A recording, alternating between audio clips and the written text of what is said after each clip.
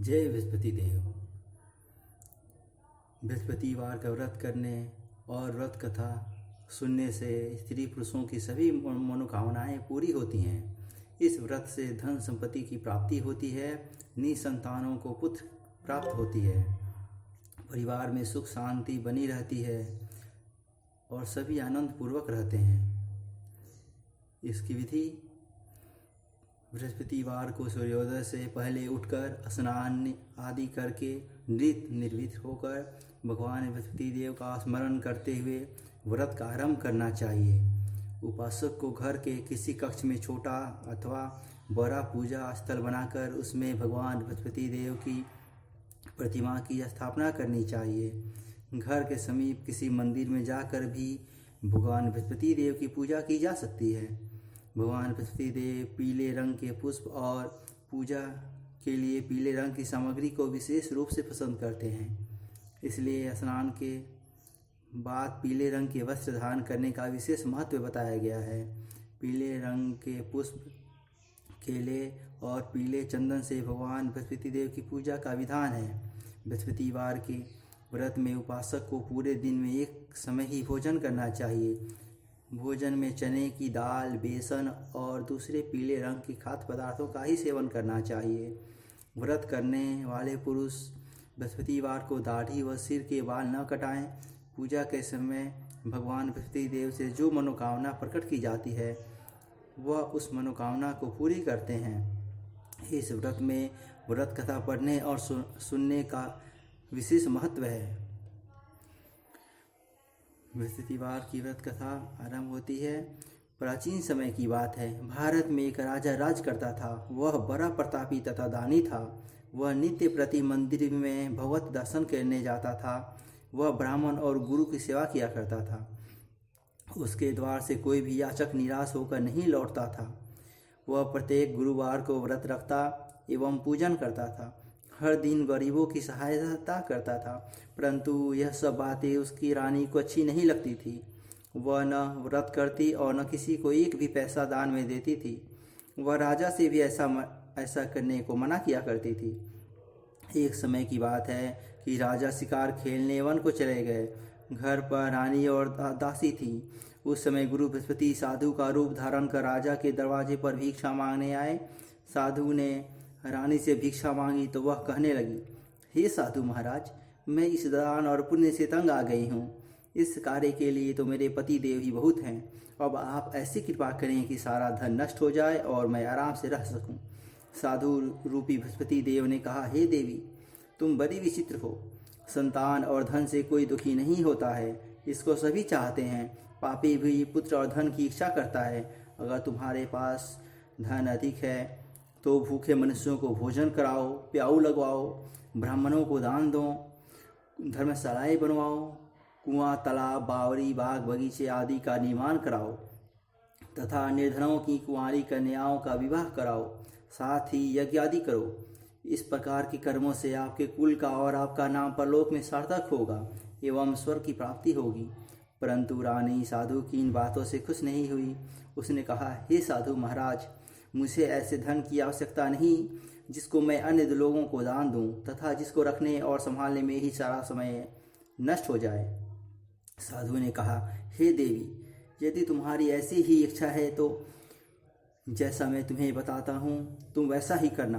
बृहस्पतिवार के दिन घर को गोबर से लीपना, अपने केसों को पीली मिट्टी से धोना, केसों को धोते समय स्नान करना, राजा से कहना वह हजामत करवाए, भोजन में मांस मंदिरा खाना, कपड़े धोबी के यहाँ धुलने देना। इस प्रकार 7 बृहस्पतिवार करने से तुम्हारा धन नष्ट हो जाएगा। यह कहकर साधु महाराज रूपी बृहस्पति देव अंतर्ध्यान हो गए। रानी ने साधु के कहने के अनुसार 7 बृहस्पतिवार तक वैसा ही करने का विचार किया। साधु के बताए अनुसार कार्य करते हुए केवल 3 बृहस्पतिवार ही बीते थे कि उसकी समस्त धन संपत्ति नष्ट हो गई। भोजन के लिए दोनों समय परिवार तरसने लगा तथा सांसारिक भोगों से दुखी रहने लगा। तब वह राजा रानी से कहने लगा कि हे रानी, तुम यहाँ पे रहो, मैं दूसरे देश को जाता हूँ, क्योंकि यहाँ पर मुझे सभी मनुष्य जानते हैं, इसलिए मैं यहाँ कोई कार्य नहीं कर सकता। मैं अब प्रदेश जा रहा हूँ, वहाँ कोई काम धंधा करूँगा, शायद मेरे भाग्य बदल जाएं। ऐसा कहकर राजा प्रदेश चला गया। वह वहाँ जंगल से लकड़ी काट कर लाता और शहर में बेचता। इस तरह जीवन व्यतीत करने लगा। इधर राजा के बिना रानी और दासियाँ दुखी रहने लगी। किसी दिन भोजन मिलता और किसी दिन जल पीकर ही रह जाती। एक समय रानी और दासियों को 7 दिन बिना भोजन के व्यतीत करने पड़े। तो रानी ने अपनी दासी से कहा, हे दासी, यहाँ पास ही के नगर में मेरी बहन रहती है, वह बड़ी धनवान है। तू उसके पास जा और वहाँ से 5 सेर बेचर मांग कर ले आ, जिससे कुछ समय के लिए गुजर हो जाएगा। दासी रानी की बहन के पास गई। रानी की बहन उस समय पूजा कर रही थी। बृहस्पतिवार का दिन था। दासी ने रानी की बहन से कहा, हे रानी, मुझे आपकी बहन ने भेजा है, मुझे 5 सेर बेचर दे दो। दासी ने यह बात अनेक बार कही, परंतु रानी की बहन ने कोई उत्तर नहीं दिया, क्योंकि वह उस समय बृहस्पतिवार की कथा सुन रही थी। जब दासी को रानी की बहन से कोई उत्तर नहीं मिला तो वह बहुत दुखी हुई। उसे क्रोध भी आया। वह लौटकर रानी से बोली, हे रानी, आपकी बहन बहुत ही घमंडी है, वह छोटे लोगों से बात भी नहीं करती। मैंने उससे कहा तो उसने कोई उत्तर नहीं दिया। मैं वापस चली आई। रानी बोली, हे दासी, इसमें उसका कोई दोष नहीं है। जब बुरे दिन आते हैं तब कोई सहारा नहीं देता। अच्छे बुरे का पता विपत्ति में ही लगता है। जो ईश्वर की इच्छा होगी वही होगा। यह सब हमारे भाग्य का दोष है। उधर रानी की बहन ने सोचा कि मेरी बहन की दासी आई थी, परंतु मैं उससे नहीं बोली, इससे वह बहुत दुखी हुई होगी। अतः कथा सुन और विष्णु भगवान का पूजन समाप्त कर वह अपनी बहन के घर आई और कहने लगी, हे बहन, मैं बृहस्पतिवार का व्रत कर रही थी, तुम्हारी दासी मेरे घर गई थी, परंतु जब तब कथा होती है तब तक हम लोग न उठते हैं और न बोलते हैं, इसलिए मैं नहीं बोली। कहो दासी क्यों गई थी? रानी बोली, बहन, हमारे घर नाज नहीं था। वैसे तुमसे कोई बात छिपी नहीं है, इस कारण मैंने दासी को तुम्हारे पास 5 सेर बेचा लेने के लिए भेजा था। रानी की बहन बोली, बहन देखो, बृहस्पति भगवान सबकी मनोकामना पूर्ण करते हैं। देखो, शायद तुम्हारे घर में अनाज रखा हो। यह सुनकर दासी घर के अंदर गई तो वहाँ उसे एक घड़ा भेजर का भरा मिल गया। उसे बड़ी हैरानी हुई, क्योंकि उसने एक एक बर्तन देख लिया था। उसने बाहर आकर रानी को बताया। दासी अपनी रानी से कहने लगी, हे रानी, देखो, वैसे हमको जब अन्न नहीं मिलता तो हम रोज ही व्रत करते हैं। अगर इनसे इस व्रत की विधि और कथा पूछ ली जाए तो उसे हम भी कर लिया करेंगे। दासी के कहने पर रानी ने अपनी बहन से बृहस्पतिवार व्रत के बारे में पूछा। उसकी बहन ने बताया, हे रानी बहन, बृहस्पतिवार को सूर्योदय से पूर्व उठकर स्नान करके बृहस्पतिवार का व्रत करना चाहिए, लेकिन उस दिन सिर नहीं धोना चाहिए। बृहस्पतिवार के व्रत में चने की दाल और मुनक्कों से विष्णु भगवान का केले के वृक्ष की जड़ में पूजन करें तथा दीपक जलावें। उस दिन एक ही समय भोजन करें। भोजन पीले खाद्य पदार्थ का करें तथा कथा सुने। इस प्रकार करने से गुरु भगवान प्रसन्न होते हैं, अन्न पुत्र धन देते हैं, मनोकामना पूर्ण करते हैं। व्रत और पूजन की विधि बताकर रानी की बहन अपने घर लौट गई। रानी और दासी दोनों ने निश्चय किया कि वे बृहस्पति देव भगवान का पूजन जरूर करेंगी। 7 दिन बाद जब बृहस्पतिवार आया तो उन्होंने व्रत रखा। घुड़साल में जाकर चना और गुड़ बीन लाईं तथा उसकी दाल से केले की जड़ में विष्णु भगवान का पूजन किया। और भोजन पीला कहाँ से आए? दोनों बड़ी दुखी हुईं, परंतु उन्होंने व्रत किया था, इस कारण बृहस्पति देव भगवान प्रसन्न थे। एक साधारण व्यक्ति के रूप में वे 2 थालों में सुंदर पीला भोजन लेकर आए और दासी को देकर बोले, हे दासी, यह भोजन तुम्हारे और रानी के लिए है, तुम दोनों करना। दासी भोजन पाकर बहुत प्रसन्न हुई और रानी से बोली, रानी जी, भोजन कर लो। रानी को भोजन आने के बारे में कुछ पता नहीं था, इसलिए वह दासी से बोली, जा तू ही भोजन कर, क्योंकि तू हमारी व्यर्थ में हंसी उड़ाती है। दासी बोली, एक व्यक्ति भोजन दे गया है। रानी कहने लगी, वह भोजन तेरे लिए ही दे गया होगा, तू ही भोजन कर। दासी ने कहा, वह व्यक्ति हम दोनों के लिए 2 थालों में भोजन दे गया है, इसलिए मैं और आप दोनों ही साथ साथ भोजन करेंगी। फिर दोनों ने गुरु भगवान को नमस्कार कर भोजन प्रारंभ किया। उसके बाद से वे प्रत्येक बृहस्पतिवार को गुरु भगवान का व्रत और पूजन करने लगीं। बृहस्पति भगवान की कृपा से उनके पास धन हो गया, परंतु रानी फिर पहले की तरह से आलस्य करने लगी। तब दासी बोली, देखो रानी, तुम पहले भी इस प्रकार आलस्य करती थी। तुम्हें धन के रखने में कष्ट होता था, इस कारण सभी धन नष्ट हो गया है। अब तुम गुरु भगवान की कृपा से धन मिला है तो फिर तुम्हें आलस्य होता है। बड़ी मुसीबतों के बाद हमने यह धन पाया है, इसलिए हमें दान पुण्य करना चाहिए। तुम भूखे मनुष्यों को भोजन कराओ, प्याऊ लगवाओ, ब्राह्मणों को दान दो, कुआं, तालाब, बावरी आदि का निर्माण करवाओ, मंदिर पाठशाला बनवा कर दान दो, कुंवारी कन्याओं का विवाह करवाओ, धन को शुभ कार्यों में खर्च करो, जिससे तुम्हारे कुल का यश बढ़े तथा स्वर्ग प्राप्त हो और पितृ प्रसन्न हो। दासी की बात मानकर रानी ने इसी प्रकार के कर्म करने प्रारंभ किए, जिससे उनका काफ़ी यश फैलने लगा। एक दिन रानी और दासी आपस में विचार करने लगी कि न जाने राजा किस दशा में होंगे, उनकी कोई खोज खबर नहीं है। गुरु भगवान से उन्होंने प्रार्थना की और भगवान ने रात्रि में राजा को स्वप्न में कहा, हे राजा, उठ, तेरी रानी तुझको याद करती है, अब अपने देश को लौट जा। राजा प्रातःकाल उठकर जंगल से लकड़ियाँ काट कर लाने के लिए जंगल की ओर चल पड़ा। जंगल से गुजरते हुए वह सोचने लगा, रानी की गलती से उसे कितने दुख भोगने पड़े। राजपाट छोड़कर उसे जंगल में आकर रहना पड़ा। जंगल से लकड़ियाँ काट कर उन्हें बेचकर गुजारा करना पड़ा। उसी समय उस जंगल में बृहस्पति देव एक साधु का रूप धारण कर आए और राजा के पास आकर बोले, हे लकड़हारे, तुम इस सुनसान जंगल में किस चिंता में बैठे हो, मुझे बतलाओ। यह सुन राजा के नेत्रों में जल भर आया और साधु की वंदना कर बोला, हे प्रभु, आप सब कुछ जानने वाले हैं। इतना कहकर राजा ने साधु को अपनी संपूर्ण कहानी सुना दी। महात्मा दयालु होते हैं। वे राजा से बोले, हे राजा, तुम्हारी पत्नी ने बृहस्पति देव के प्रति अपराध किया था, जिसके कारण तुम्हारी यह दशा हुई है। अब तुम किसी प्रकार की चिंता मत करो, भगवान तुम्हें पहले से अधिक धन देंगे। देखो, तुम्हारी पत्नी ने बृहस्पतिवार का व्रत करना प्रारंभ कर दिया है। अब तुम भी बृहस्पतिवार का व्रत करके चने की दाल व गुड़ जल के लोटे में डालकर केले का पूजन करो। फिर कथा कहो या सुनो, भगवान तुम्हारी सब कामनाओं को पूर्ण करेंगे। साधु को प्रसन्न देखकर राजा बोला, हे प्रभु, मुझे लकड़ी बेचकर इतना पैसा भी नहीं बचता था जिससे भोजन करने के उपरांत कुछ बचा सकूं। मैंने रात्रि में अपनी रानी को व्याकुल देखा है। मेरे पास कोई साधन नहीं जिससे समाचार जान सकूं। फिर मैं बृहस्पति देव की क्या कहानी कहूँ, मुझको तो कुछ भी मालूम नहीं है। साधु ने कहा, हे राजा, तुम किसी बात की चिंता मत करो। बृहस्पतिवार के दिन तुम रोजाना की तरह लकड़ियाँ लेकर शहर में जाओ। तुम्हें रोज से दोगुना धन प्राप्त होगा, जिससे तुम भली भांति भोजन कर लोगे तथा बृहस्पति देव की पूजा का सामान भी आ जाएगा। बृहस्पति देव की कथा। प्राचीन काल में एक बहुत ही निधन ब्राह्मण था। उसकी कोई संतान नहीं थी। वह नित्य पूजा पाठ करता, परंतु उसकी स्त्री बहुत मलिनता के साथ रहती थी। वह न स्नान करती और न किसी देवता का पूजन करती। प्रातःकाल उठते ही सर्वप्रथम भोजन करती, बाद में कोई अन्य कार्य करती। ब्राह्मण देवता बहुत दुखी रहते थे। पत्नी को बहुत समझाते, किंतु उसका कोई परिणाम न निकलता। भगवान की अनुकंपा से उस ब्राह्मण की पत्नी गर्भवती हुई और उसने 10वें महीने एक सुंदर कन्या को जन्म दिया। ब्राह्मण निधन कन्या के जन्म से बहुत दुखी हुआ।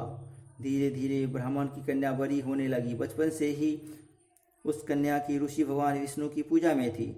वह प्रातः उठते ही स्नान आदि करके भगवान विष्णु की पूजा करने मंदिर में जाती थी। बृहस्पतिवार को व्रत करके विधिवत पूजा पाठ करती थी। पूजा पाठ के बाद वह पढ़ने के लिए पाठशाला में जाती थी। घर से चलते हुए वह मुट्ठी भर जौ साथ लेकर जाती और पाठशाला के रास्ते में थोड़े थोड़े जौ गिराती जाती थी। जब वह पाठशाला से घर लौटती तो जौ के वह दाने सोने में बदले हुए मिलते थे। लड़की सभी सोने के दाने बीन लाती थी। एक दिन जब वह सोने के दानों को साफ कर रही थी तो उसकी माँ ने कहा, बेटी, सोने के दाने साफ करने के लिए सोने का सूप भी होना चाहिए। अगले दिन बृहस्पतिवार था। उसने भगवान बृहस्पति देव की पूजा करते हुए प्रार्थना की, हे भगवान, यदि मैंने आपका व्रत विधिवत किया हो तो मुझे सोने का सूप दे दो। भगवान बृहस्पति देव ने उसकी मनोकामना पूरी करने का वचन दिया। पाठशाला से लौटते समय उसे रास्ते में सोने का सूप पड़ा हुआ मिला। घर लौटकर सोने का सूप अपनी माँ को दिखाकर वह सोने के दाने साफ करने लगी। उसी समय नगर का राजकुमार उसके घर के पास से गुजरा। उस सुंदर सी लड़की को सोने के सूप में जौ साफ करते देख राजकुमार उस पर मोहित हो गया। महल में लौटकर राजकुमार ने राजा से उस लड़की से विवाह करने की इच्छा प्रकट की तो राजा ने ब्राह्मण को महल में बुलाकर राजकुमार से उसकी लड़की के विवाह की बात कही। ब्राह्मण तैयार हो गया। धूमधाम से उस लड़की का विवाह राजकुमार से हो गया। दुल्हन बनकर ब्राह्मण की लड़की महल में चली गई। लड़की के चले जाने से ब्राह्मण फिर निधन हो गया। उसे कई कई दिन भोजन भी नहीं मिलता था। बहुत दुखी होकर ब्राह्मण एक दिन अपनी लड़की के पास गया। उसके पिता ने अपने पिता से निधनता का समाचार सुनकर उसने बहुत सा धन देकर पिता को विदा किया। उस धन से ब्राह्मण के कुछ दिन तो आराम से गुजर गए, लेकिन जल्दी ही फिर भूखों मरने की हालत हो गई। ब्राह्मण अपनी लड़की से धन लेने के लिए फिर महल में पहुंचा। लड़की ने पिता की बुरी हालत देखकर कहा, पिताजी, आखिर आप कब तक मुझसे धन लेकर जीवन यापन करेंगे? आप कोई ऐसा उपाय क्यों नहीं करते जिससे आपका घर धन संपत्ति से भर जाए? ब्राह्मण ने कहा, मैंने तेरी माँ को बहुत समझा लिया, पर उसकी समझ में कुछ नहीं आता। उसका फूहड़पन नष्ट हो तो घर की निर्धनता भी दूर हो जाए। तब कुछ सोचकर लड़की ने पिता से कहा, पिताजी, आप कुछ दिनों के लिए माँ को मेरे पास छोड़ जाओ। ब्राह्मण अपनी पत्नी को लड़की के पास महल में छोड़ आया। लड़की ने अपनी माँ से कहा, माँ, तुम कल प्रातः उठकर स्नान आदि करके भगवान बृहस्पति देव विष्णु की पूजा अवश्य करना। भगवान पूजा करने से तुम्हारी निधनता अवश्य दूर हो जाएगी। लेकिन उसकी माँ ने उसकी कोई बात नहीं मानी। तब क्रोधित होकर लड़की ने अपनी माँ को एक कक्ष में बंद कर दिया। सूर्योदय के समय माँ को उठाकर जबरदस्ती उसे स्नान कराया और फिर मंदिर में ले जाकर भगवान बृहस्पति देव की पूजा कराई। कुछ दिनों तक ऐसा करने से माँ की बुद्धि में परिवर्तन हुआ और वह स्वयं बृहस्पतिवार का व्रत रखने लगी। उसके व्रत रखने से ब्राह्मण के घर में भगवान विष्णु की अनुकंपा से धन की वर्षा होने लगी। दोनों पति पत्नी धन संपत्ति पाकर आनंद पूर्वक जीवन यापन करते हुए विष्णु धाम को चले गए। लकड़हारा बने राजा ने सन्यासी से भगवान बृहस्पति देव की यह कथा सुनकर बृहस्पतिवार का व्रत करके भगवान विष्णु की पूजा की। उस दिन से उसके सभी क्लेश दूर हो गए। लेकिन अगले बृहस्पतिवार को कामकाज में अधिक व्यस्त रहने के कारण उसने भगवान बृहस्पति देव का व्रत नहीं किया। भगवान बृहस्पति देव लकड़हारे से क्रोधित हो गए और उसे भूल की सजा दी। उस दिन नगर के राजा ने नगर में घोषणा करके सबको सूचित किया, प्रत्येक नागरिक मेरे महल में भोजन करने आए। जो नहीं आएगा उसे अपराधी मानकर भारी दंड दिया जाएगा। लकड़हारा बने राजा ने उस नगर के राजा की घोषणा तो सुनी, लेकिन जंगल से लकड़ी काट कर लाने और उन्हें बेचने में देर हो जाने के कारण वह समय पर महल में भोजन करने नहीं जा सका। अतः राजा के सैनिक लकड़हारे को पकड़कर महल में ले गए। राजा ने उसे महल के एक कक्ष में बैठाकर भोजन कराया। उस कक्ष में एक खूंटी पर रानी का सोने का हार लटका हुआ था। लकड़हारा अकेला उस कक्ष में भोजन कर रहा था। तभी उसने एक आश्चर्यजनक घटना घटती देखी। देखते ही देखते वह खूंटी हार को निकल गई। थोड़ी देर के बाद नगर के राजा ने हार को गायब देखा तो लकड़हारे को कारावास में डलवा दिया। लकड़हारा मन ही मन अपने भाग्य को कोसने लगा। तभी उसे जंगल में मिले सन्यासी का स्मरण हो आया। थोड़ी देर में भगवान बृहस्पति देव सन्यासी के रूप में उसके सामने प्रकट हुए और कहा, हे लकड़हारे, तूने भगवान बृहस्पति देव की पूजा नहीं की, इसी कारण तुम्हें कष्ट हुआ है। लेकिन अब चिंता मत करो, बृहस्पतिवार के दिन कारागार के दरवाजे पर तुम्हें कुछ पैसे पड़े हुए मिलेंगे। उन पैसों से भगवान बृहस्पति देव का व्रत करके उनकी पूजा करोगे तो तुम्हारे सब दुख नष्ट हो जाएंगे। बृहस्पतिवार के दिन दरवाजे पर पड़े मिले पैसों से चने और गुड़ मंगाकर लकड़हारे ने बृहस्पतिवार की कथा कही तो भगवान बृहस्पति देव ने प्रसन्न होकर उस नगर के राजा को स्वप्न में लकड़हारे को कारागार से मुक्त करने को कहा। सुबह राजा ने अपने कक्ष में आकर देखा तो खूंटी पर रानी का हार मिल गया। राजा ने लकड़हारे को मुक्त कर दिया और उसे धन और आभूषण देकर विदा किया। लकड़हारा बना राजा उस नगर से चलकर अपने नगर में पहुंचा तो उस नगर में धर्मशाला बाग बगीचे देखकर बहुत प्रसन्न हुआ। राजा ने किसी से पूछा, ये कुएं धर्मशालाएं किसने बनवाई हैं? सब ने उसे बताया कि यह सब रानी और उसकी दासी ने बनवाए हैं। राजा महल में पहुंचा तो रानी ने उसका भव्य स्वागत किया। तब राजा ने निश्चय किया कि सप्ताह में एक बार तो सभी बृहस्पति देव का व्रत तथा पूजन करते हैं, परंतु मैं प्रतिदिन व्रत किया करूंगा तथा दिन में 3 बार कथा कहा करूंगा। अब राजा हर समय दुशाले में चने की दाल बांधे रहता तथा दिन में 3 बार बृहस्पति देव की कथा कहता। कुछ दिनों के बाद राजा को अपनी बहन की याद आई। एक दिन घोड़े पर सवार होकर राजा अपनी बहन से मिलने चल दिया। अभी राजा नगर के बाहर पहुंचा ही था कि उसने कुछ लोगों को 100 को ले जाते हुए देखा। राजा को स्मरण हुआ है कि आज उसने किसी को बृहस्पतिवार की व्रत कथा नहीं सुनाई है। राजा ने उन लोगों को रोककर कहा, भाइयों, आप 100 लोग को ले जाने से पहले मुझसे बृहस्पतिवार की कथा सुन लें। लोगों ने राजा पर क्रोधित होते हुए कहा, तुम पागल तो नहीं हो गए हो? लेकिन कुछ बड़े बूढ़े लोगों ने कहा, अच्छा भाई, साथ चलते चलते तुम अपनी कथा सुना लो। राजा ने चलते हुए आधी कथा ही सुनाई थी कि 100 हिलने लगा। राजा की पूरी कथा सुनाते ही 100 उठकर बैठ गया।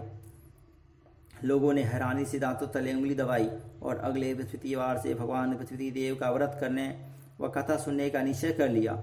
घोड़े पर सवार राजा चलते हुए एक किसान के पास पहुंचा। किसान अपने खेत में हल चला रहा था। राजा ने कहा, अरे भाई, मुझसे बृहस्पतिवार की कथा सुन लो। किसान झुंझलाकर बोला, अरे भाई, देख नहीं रहे जितनी देर तक तुम्हारी कथा सुनूंगा उतनी देर में तो पूरे खेत में हल चला लूंगा। राजा निराश होकर चलने लगा। तभी किसान के बैल लड़खड़ाकर जमीन पर जा गिरे। किसान के पेट में भी जोरों का दर्द होने लगा। उस किसान की पत्नी जब खाना लेकर आई तो उसने किसान से इस बारे में पूछा। किसान ने घुड़सवार की पूरी कहानी सुनाई। किसान की पत्नी दौड़ती हुई राजा के पास पहुंचकर हाथ जोड़कर बोली, भैया, मैं तुम्हारी कथा सुनने को तैयार हूँ। राजा ने उसके साथ खेत पर पहुंचकर बृहस्पतिवार की कथा सुनाई। तभी बैल उठकर खड़े हो गए। किसान के पेट का दर्द भी तुरंत ठीक हो गया। राजा अपनी बहन के घर पहुंचा तो उसकी बहुत आवभगत हुई। अगले दिन सुबह उठकर राजा ने देखा घर के सभी लोग भोजन कर रहे हैं। किसी भूखे को बृहस्पतिवार की कथा सुनाए बिना राजा भोजन नहीं करता था। उसने बहन से कहा, बहन, क्या घर में कोई ऐसा व्यक्ति है जिसने अभी तक भोजन नहीं किया हो? उसकी बहन बोली, भैया, हमारे घर में तो क्या आपको पूरे नगर में कोई ऐसा व्यक्ति नहीं मिलेगा जिसने सुबह सुबह भोजन नहीं किया हो।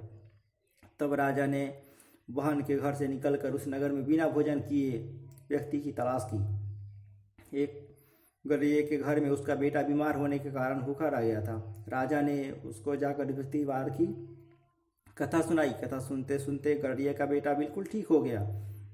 सबने राजा की बहुत प्रशंसा की।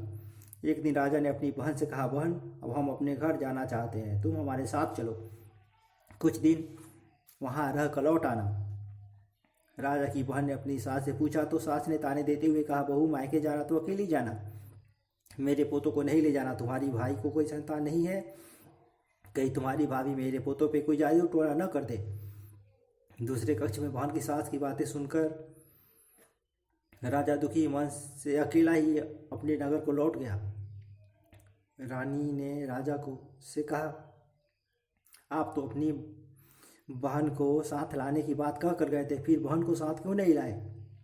राजा ने दुखी होते हुए कहा, रानी, हम निसंतान हैं, इसलिए कोई हमारे घर आना पसंद नहीं करता। रानी ने राजा को समझाया, हे प्राणनाथ, हमें बृहस्पति देव ने सब कुछ दिया है, अब भगवान बृहस्पति देव हमें संतान भी अवश्य देंगे। बृहस्पतिवार को विधिवत व्रत करते हुए राजा रानी ने भगवान बृहस्पति देव से संतान के लिए प्रार्थना की। कुछ दिनों के बाद उन्होंने स्वप्न में दर्शन देते हुए कहा, हे राजन, तेरी मनोकामना पूरी होगी। 1 सप्ताह के बाद ही रानी गर्भवती हो गई। 10वें महीने रानी ने एक सुंदर पुत्र को जन्म दिया। राजा रानी जीवन पर्यंत बृहस्पतिवार का व्रत करते रहे। उनके घर में धन की वर्षा होती रही। आनंद पूर्वक जीवन यापन करते हुए राजा रानी भगवान बृहस्पति देव की अनुकंपा से मोक्ष को प्राप्त करके सीधे वैकुंठ धाम पहुंच गए।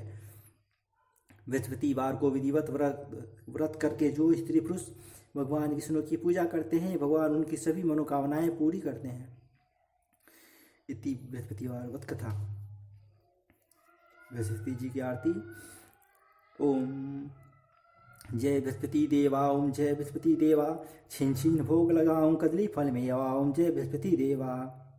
तुम पूर्ण परमात्मा, तुम अंतर्यामी, जगत पिता जगदीश्वर, तुम सबके स्वामी, ओम जय बृहस्पति देवा। चरणामित निज निर्मल सपातक करता, सकल मनोरथ कृपा करो बरता। ओम जय बृहस्पति देवा। तन मन धन अर्पण कर जो शरण परे, प्रभु प्रकट तब होकर आकर द्वार करे। ओम जय बृहस्पति देवा। दीन दयाल दयानिधि भक्ता हितकारी, पाप दोष भरता भव बंधनहारी। ओम जय बृहस्पति देवा। सकल मनोरथ दायक सब संशयहारी, विषय विकार मिटाओ संतन सुखकारी। ओम जय बृहस्पति देवा। जो कोई आरती तेरी प्रेम सहित गावे, जेठानंद आनंद कर सो निश्चय पावे। ओम जय बृहस्पति देवा। ओम जय बृहस्पति देवा। ओम जय बृहस्पति देवा। छिन छिन भोग लगाऊं कदली फल मेवा। ओम जय बृहस्पति देवा।